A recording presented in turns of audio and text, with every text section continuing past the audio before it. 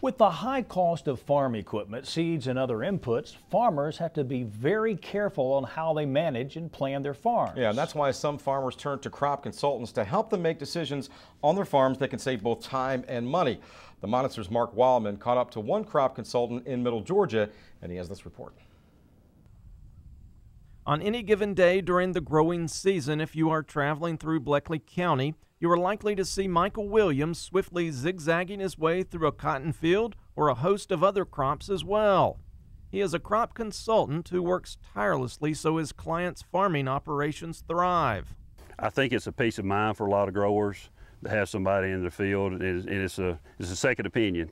A lot of growers in the field 10 times a day and might not realize they had fall armworms in the pasture beside the peanut field.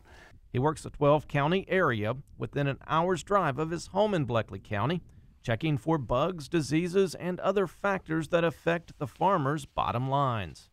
He gathers information and then shares his results with the producers, and then gives them a plan on when to apply fertilizer, pesticides, or any other treatments that might be needed. I'm like a doctor for a plant, if you will.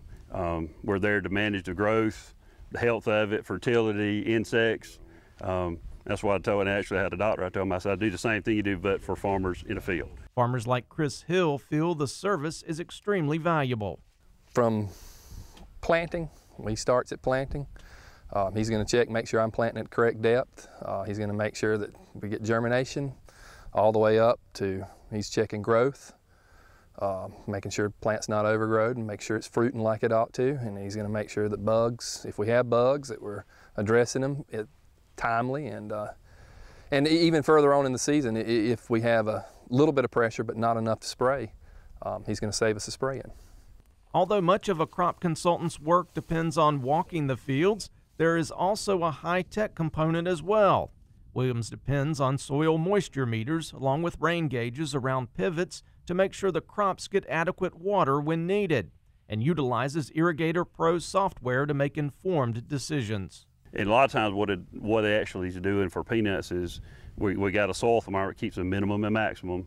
It's the cooling effect. If the ground gets extremely hot with high temps, it's going to trigger us to water, not a lot of water, but just a little bit to cool the ground off so the peanuts can really peg in. So it's just a tool that maybe spur us to water it a couple of days before we think we may need to after a rain is basically what I get out of it.